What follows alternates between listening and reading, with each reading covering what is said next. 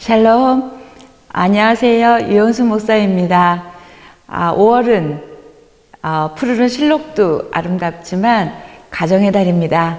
그래서 가정 또는 가족 단어가 떠오르면 뭔가 따뜻하고 행복해야 하는데, 너무 아쉽게도 또는 슬프게도 우리는 가정이라고 생각하면 뭔가 갈등 속에서 힘들고 어려운 일들이 있는 그런 가정 또는 가족으로 많이들 변화되어져 가고, 또 이 시대가 그런 것 같아요.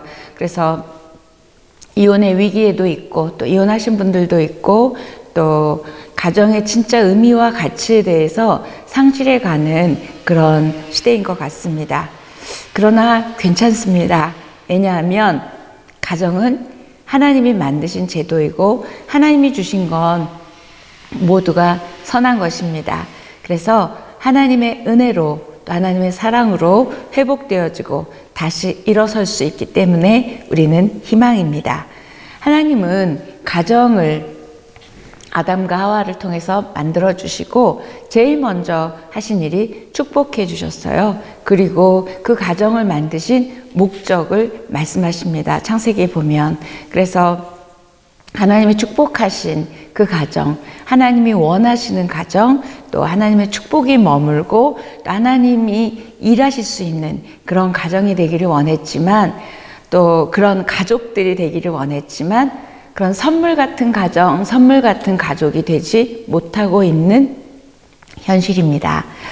그러나 우리에게는 아까 좀 전에 말씀드린 것처럼 희망이지만, 왜 그럼 이렇게 가족이 변질되었을까? 하나님이 만드신 건 다 선한 것인데 왜 이렇게 됐을까? 그건 사단이 그 가정을 흔들고 또 우리 가족들을 흔들기 때문입니다. 왜냐하면 사단은 하나님이 만드신 가정, 하나님이 만드신 교회를 가장 우선적으로 흔들어 그 안에서 하나님의 사람들이 행복하고 하나님의 사람들이 부흥하고 또 번성하고 하나님의 나라 일들이 이루어지는 걸 너무나 싫어하기 때문에 가정을 흔들고 하나님 만드신 교회를 흔듭니다. 1970년도, 그러니까 지금으로부터 한 40년 전에 쓰여진, 여러분 잘 아실 거예요, 엘린 토플러라는 미래학자가 쓴 미래의 충격이라는 책이 그 당시 제가 이렇게 굉장히 센세이션이었던 것 같아요. 근데 그 책에 제가 나중에 보니까 11장에 파괴될 가족이라는 챕터가 있어요.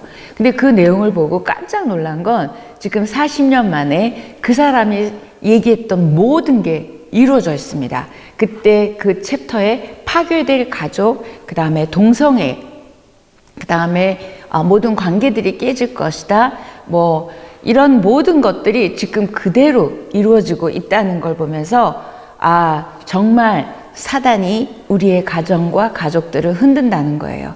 그래서 그 끔찍한 그 사실들이 지금 현실이 된 걸 보고, 또 하나는 성경에도 보면 디모데후서 3장 1절로 4절을 보면 이렇게 말씀하세요. 말세에 어려운 때가 일어나니 사람들은 자기를 사랑하고 교만하고 또 무엇보다도 하나님을 믿기를 거절하고 부모에게 순종하지 않고 사랑이 식는데요.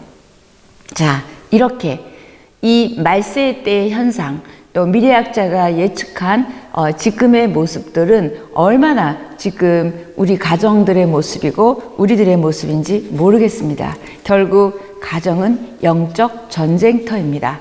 영적 전쟁, 뭔가 사단과의 싸움이죠. 보이지 않는 전쟁이고 끊임없이 일어나는 전쟁이고, 그러나 반드시 우리가 승리하는 전쟁입니다.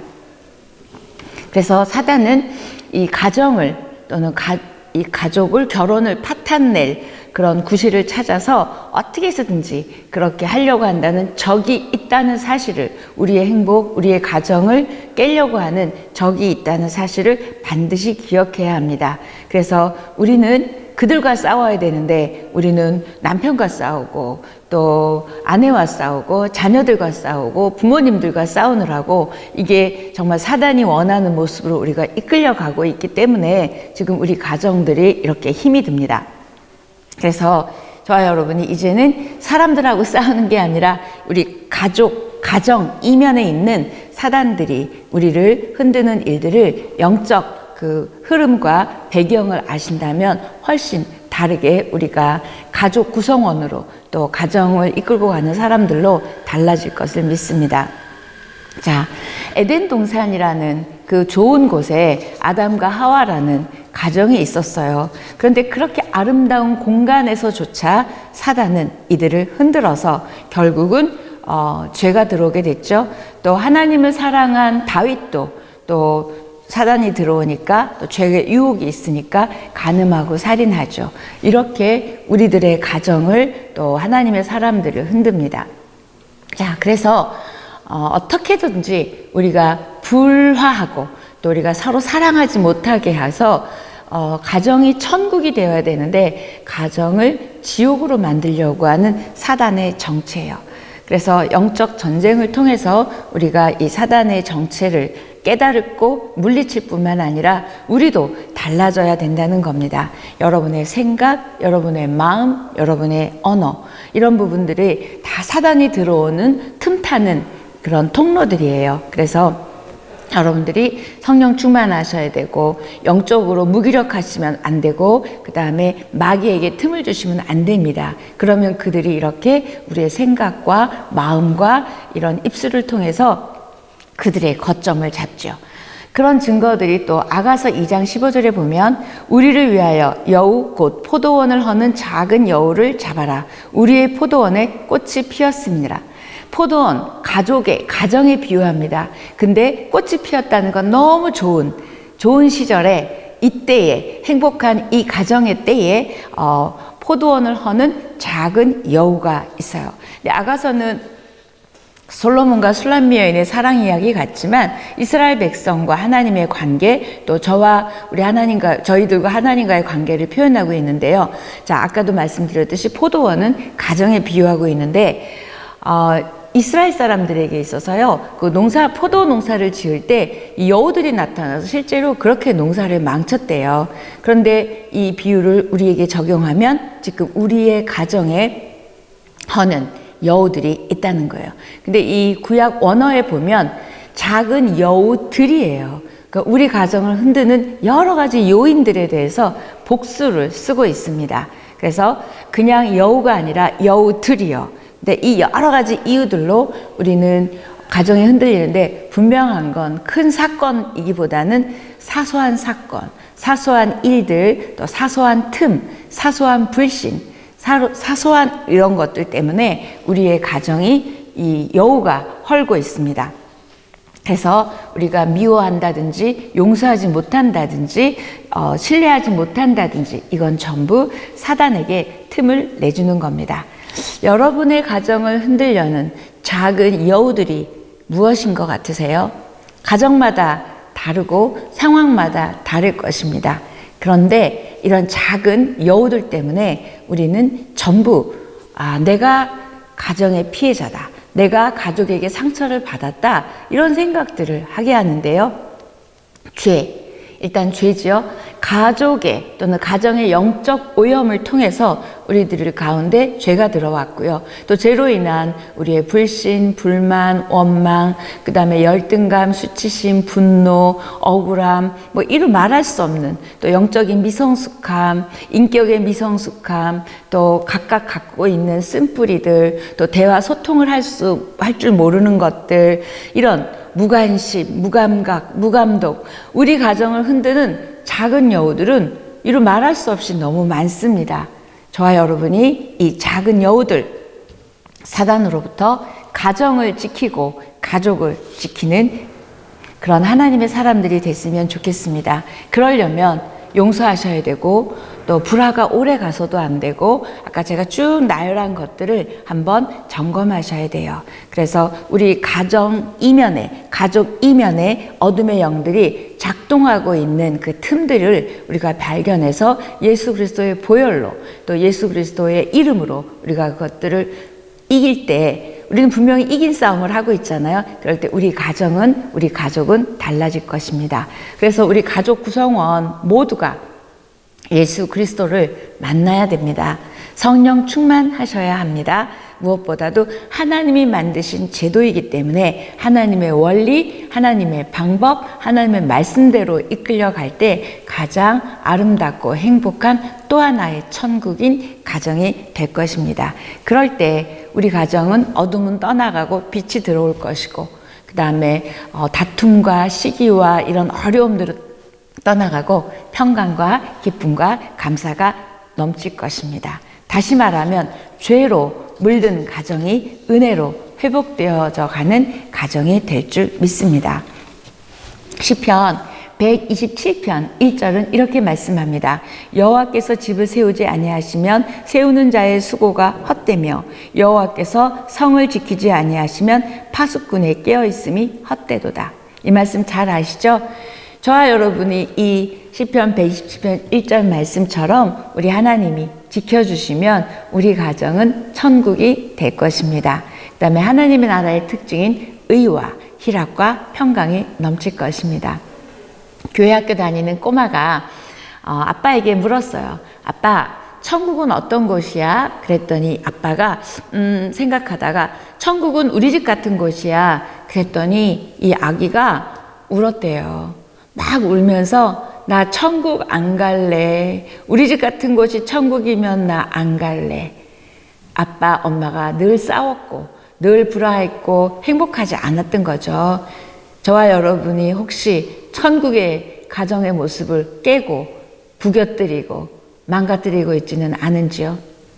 그래서 우리는 천국의 작은 모습으로 가정을 주셨는데 다시 우리가 이 모습들을 회복하는 5월 가정의 달이 됐으면 좋겠습니다. 아까 마지막 때에 대해서 디모데후서 3장에 말씀한 것처럼 마지막 때는요, 진리 전쟁이고요, 사랑 전쟁입니다. 근데 사단은 진리가 없어요. 그 다음에 사단은 사랑할 줄 몰라요.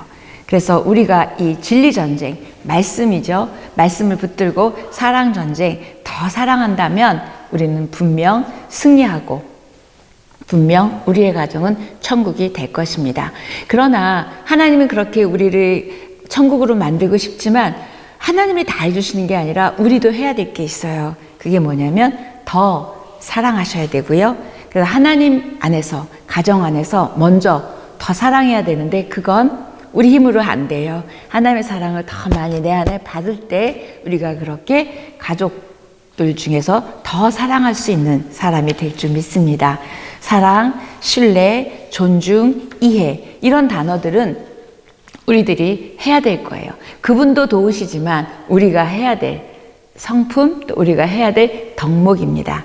그래서 더 헌신하고 더 좋은 말들을 해주고 또 어떻게 문제 해결이나 갈등 해결에 있어서 하나님 안에서 해야 될지 우리는 기도하며 나가야 되고요. 무엇보다도 영적인 헌신이 있어야 됩니다. 가정을 위해서, 가족을 위해서 기도하고 섬겨주고 또 인내하고 또 겸손하고 긍휼히 여기고 이런 영적인 헌신을 할 때 우리 가정은 다 회복되어 있고 또 가족 중에 단 한 사람이라도 깨어 있어서 우리 주님의 마음을 받아서 가족 안에 그렇게 대하고 존재하고 말씀 전쟁, 그 다음에 그 진리 전쟁이죠. 그 다음에 사랑 전쟁이라는 걸 안다면 우리는 다르게 살아갈 줄 믿습니다. 기회가 있어서 너무 감사해요. 왜요? 우리는 아직 살아 있습니다. 오늘이라는 시간이 주어졌고 또 우리를 사랑하실 뿐만 아니라 우리 가정이 회복되기를 원하시는 우리 하나님이 계시기 때문에 우리는 괜찮습니다. 그래서 회복할 기회, 새로워질 기회, 또 새롭게 시작할 기회가 있어요. 그래서 이 주어진 오늘, 또 주어진 우리의 이 인생의 시간 중에 더 사랑하고, 그다음에 더 용서하고, 더 품어주는 저와 여러분이 됐으면 좋겠습니다. 그럴 때 아마 우리가 하나님 앞에 가는 날 더 이상 사랑할 수 없었다, 더 이상 참을 수 없었다라는 정말 하나님 앞에 그런 고백이 있었으면 좋겠고요. 어떤 시집의 이름이 보니까 사랑하다가 죽어버려라 라는 시집 제목이 있었어요. 심쿵했습니다. 여러분, 사랑하다가 죽어버리십시오. 우리 하나님을 그렇게 사랑하고 우리 가족을 그렇게 사랑하다가 죽어버리십시오. 지금 우리 5월 가정의 달에 더 특별히 조금 우리가 주의하고 싶은 건 지금은 누구나 말이 필요할 때입니다. 사랑한다, 고맙다, 미안하다, 용서한다. 이 말을 좀 많이 하는 5월이었으면 좋겠고요. 그다음에 또 우리는 축복이 필요합니다. 축복을 많이 해주십시오. 또 사랑이 필요합니다. 많이 사랑해 주십시오. 기도가 필요합니다. 많이 기도하십시오. 용서가 필요합니다. 많이 용서해 주십시오. 그래서 우리 모두가 이 5월뿐만이 아니라 평생의 삶이 그렇게 간다면 우리 가정은 달라질 거예요. 데살로니가전서 1장 3절에 보면 믿음의 역사, 사랑의 수고, 소망의 인내라는 말이 나옵니다. 고린도전서 13장 13절에 있는 바울이 말한 믿음, 소망, 사랑을 똑같은 바울이 데살로니가전서에서는 믿음의 역사, 사랑의 수고, 소망의 인내라고 말해요. 붙었어요. 믿음이 있니? 그러면 믿음의 일을 해라. 행함이 있는 믿음이 되어라 얘기하고 있고요. 사랑에 대해서도 사랑의 수고라고 수고를 붙였어요. 사랑하니? 그러면 수고해라. 수고 없는 사랑은 없다는 거예요. 그 다음에 소망의 인내를 붙였어요. 인내하는 자가 소망이 있는 자고, 소망이 있으면 인내하라, 기다려라. 그럴 때 우리는 이 놀라운 일들이 믿음, 소망, 사랑이 가정에서 일어나고요. 믿음도 사랑도 소망도 쓰기 어려우시면 아마 감사를 회복하십시오. 이 가정을 주신, 이 가족을 주신, 내가 오늘 살아있게 하신 하나님의 감사가 회복이 되면 믿음의 역사, 사랑의 수고, 소망의 인내를 할 수 있는 우리들이 될 줄 믿습니다. 소망, 우리 하나님께 두십시오. 소망은 오직 하나님께 있습니다. 그러면 그 소망을 찾잖아요. 그러면 우리 인생에 또 가정에, 가족에 참된 의미를 발견할 수 있게 되고요. 그렇게 되면 또 우리는 세임을 받아 하나님을 바라보며 이 가정을 세우는 아름다운 디딤돌 같은 저와 여러분이 될 줄 믿습니다. 그래서 소망은 배우자나 환경이나 우리 자녀에게 있는 게 아니에요. 우리 하나님께 있습니다. 하나님께 은혜를 구하고 하나님의 은혜로 살아가는 5월 가정의 달이 됐으면 좋겠습니다. 시편 128편 1절로 6절까지 말씀 중에 거기 보면 하나님을 경외하는 가정에 축복이 임합니다. 무엇보다도 저와 여러분이 하나님을 경외하는 가정이 됐으면 좋겠습니다. 하나님을 경외한다는 말 앞에 조금 질문이 생기는데요. 여러분의 가정의 주인은 누구신지요? 여러분이 혹시 왕이신가요? 또 아니면 여러분이 주인이신가요? 또 하나, 여러분의 가정은 어떤 모습이 되기를 원하십니까? 한번 여러분에게 질문해 보십시오. 우리 아이들 다 잘 크고 돈도 잘 벌고 이런 가정의 모습을 원하세요?